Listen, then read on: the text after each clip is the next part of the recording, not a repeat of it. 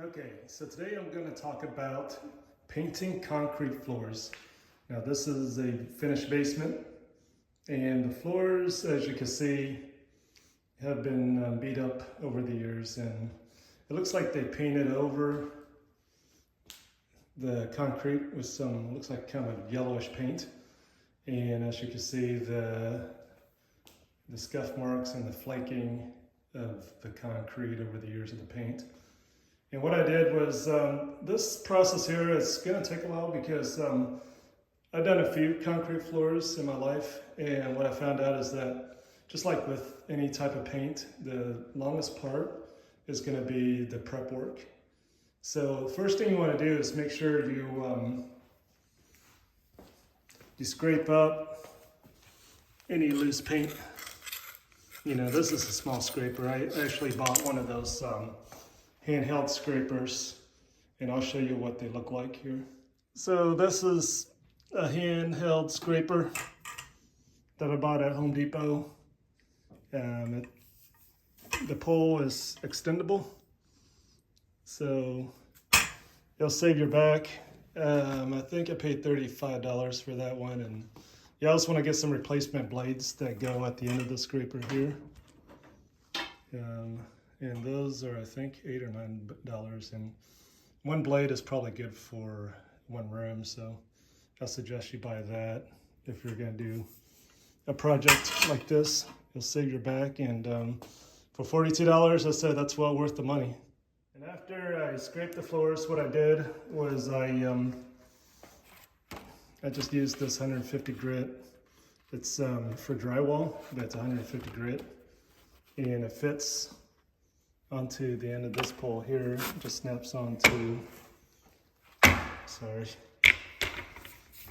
snaps on to this right here.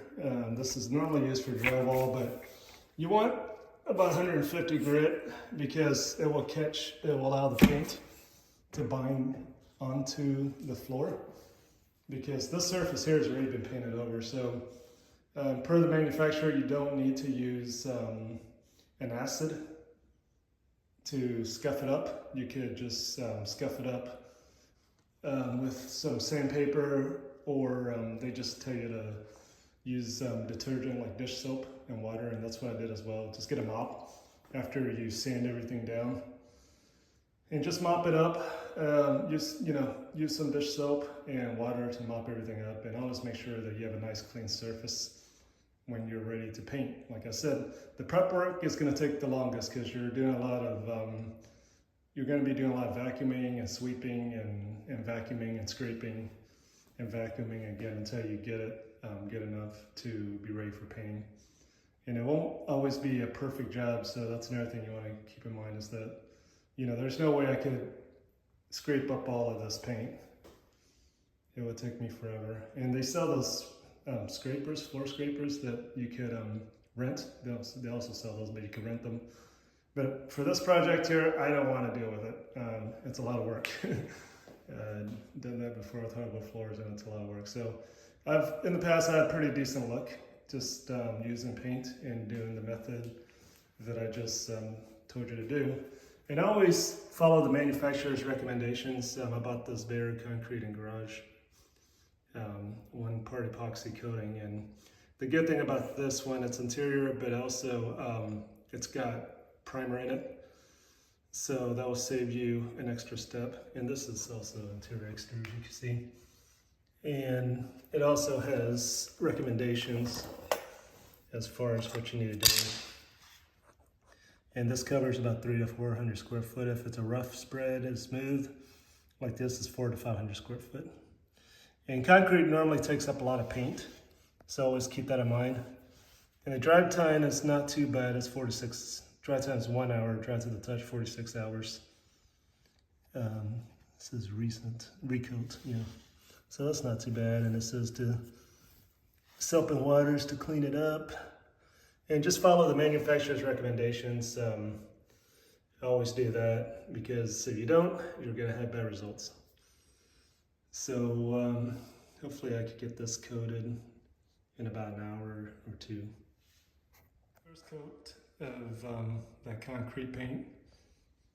One thing I do have to say is that it's really thin. It's like water, and I don't really like that. I wish the paint was a little bit thicker because it'd be a lot easier to put on. But from the looks of it, it's probably going to require about 2 or 3 coats because it's so thin. And one can covered about, just like the instructions said, about 500 to 600 square foot. So it probably took me 2 to 3 cans to finish up this floor in this room and in that back room over there. So each can is about $35, $36.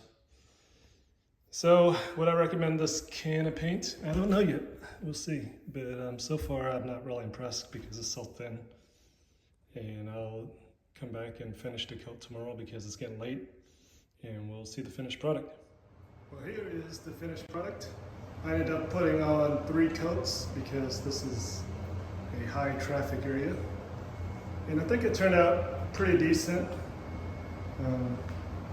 This little wet area looks like it's still trying to dry, but overall, I think it turned out okay. I did read the reviews after I got the paint and put it down, and it's kind of a mixed bag of reviews.